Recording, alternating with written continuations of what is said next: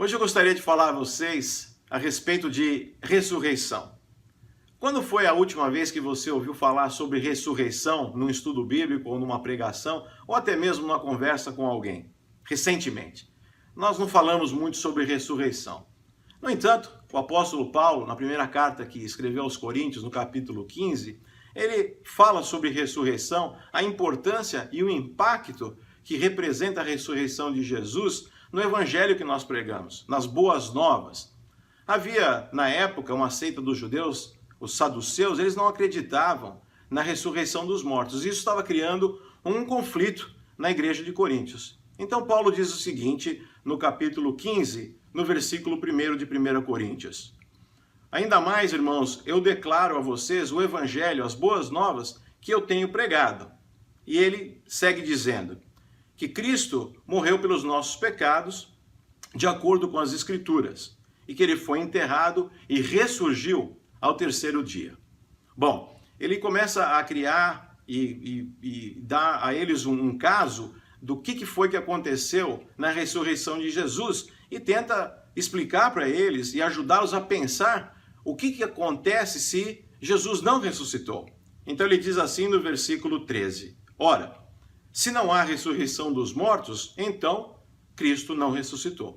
Uma conclusão lógica. Se vocês acreditarem que não há ressurreição dos mortos, como vocês têm ouvido, então Jesus não ressuscitou. Mas, se Jesus não ressuscitou, então cria um problema para nós hoje, nos nossos dias, mas também criava um problema para eles naquele momento. Então, no versículo 19, Paulo escreve o seguinte, ora, se nós esperamos, temos a nossa esperança em Cristo, somente nesta vida, somos os mais miseráveis dos homens. O que ele está querendo dizer? Está querendo dizer o seguinte, que nós acreditamos na ressurreição de Jesus e essa é a nossa esperança futura também. Mas, se não há ressurreição, então nós só podemos esperar em Cristo durante essa vida que nós estamos vivendo. E se esse for o caso, nós então somos os mais miseráveis destes homens. Um quadro bastante escuro, novamente, tanto para eles naquela época quanto para nós. No entanto, Paulo não para por aí. No versículo 20, ele afirma o seguinte, mas agora Cristo ressurgiu dentre os mortos. Bom, muito bem. Então, temos prova disso. Como que nós sabemos que Jesus ressurgiu dos mortos? Do ponto de vista, se podemos chamar assim, de história secular, há evidências claras de que houve uma pessoa chamada Jesus, e se você acredita ou não que Jesus era o Filho de Deus e tudo mais, é uma outra história, mas ele existiu historicamente, tanto é que dividimos o tempo, a nossa história antes e depois de Cristo. E, então, Paulo diz o seguinte, que depois que Jesus ressurgiu, ele apareceu a mais de 500 pessoas. E até menciona o nome de algumas pessoas.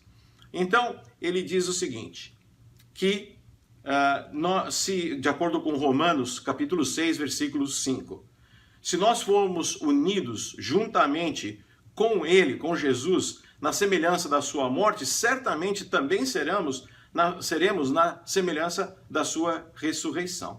Jesus, no Evangelho de João, no capítulo 5, no versículo 24, a respeito da ressurreição dos mortos, diz o seguinte, certamente digo a vocês, aquele que ouve as minhas palavras e acredita naquele que me enviou, sendo Deus o Pai, tem vida eterna e não será trazido a julgamento, mas passou da morte para a vida. Ou seja, Jesus está dizendo que se você e eu cremos nele e na ressurreição dos mortos, que passamos da morte para a vida, não necessariamente a morte física, mas a morte espiritual. Ou seja, Jesus diz, terá vida eterna. Essa é a nossa certeza, a nossa segurança, palavras de Jesus. Numa outra ocasião, relatada ainda no Evangelho de João, no capítulo 11, no versículo 25, quando Jesus vem ao sepulcro de Lázaro, uma história muito conhecida, ele está conversando com Marta, irmã de Lázaro, e diz a ela o seguinte, eu sou a ressurreição e a vida. Aquele que acredita em mim, ainda que esteja morto, viverá. E aquele que vive e crê em mim, nunca morrerá. É uma coisa maravilhosa de se pensar, que o cristão, aquele que acredita em Jesus, não precisa ter medo da morte. A morte é simplesmente uma transição para um outro lugar na presença de Deus. Na verdade, hoje em dia nós estamos vivendo na terra daqueles que estão morrendo. A terra daqueles que estão vivendo é a vida eterna. No entanto, uma coisa importante de se notar nessa conversa com Jesus é a última pergunta que Jesus faz a Marta. E a pergunta serve para nós no dia de hoje, e para você em especial. Jesus está perguntando o seguinte: você crê nisso? De que se você acreditar no meu nome, Jesus, você tem vida eterna? Que você não será julgado? Que você passou da morte para a vida? Se você nunca teve oportunidade de entregar sua vida a Jesus, nós gostaríamos de dar essa oportunidade a você agora. É necessário que você faça uma oração de reconhecimento e arrependimento. Serão as minhas palavras, mas é o seu coração.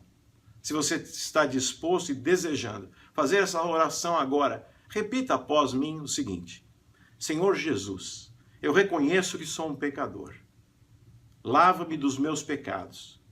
Ajuda-me a andar todos os dias de acordo com a tua palavra e em obediência. Enche-me com teu Santo Espírito. Ajuda-me todos os dias da minha vida, de hoje em diante. Eu sou teu. Eu oro em nome de Jesus. Se você fez essa oração, a Bíblia declara que você tem vida eterna, que você não será julgado. Procure uma igreja com forte base bíblica, ore em todo o tempo, leia a Bíblia diariamente e Deus vai orientá-lo a cada dia, para a sua honra e glória. Que Deus o abençoe ricamente e tenha essa esperança de que um dia nós ressurgiremos com Jesus como ele fez, venceu a morte para que nós pudéssemos ter vida. Amém. Go and make disciples of all nations. Join us on our mission to bring Jesus to people and people to Jesus. To learn more, please visit our website at itinerantchurch.org.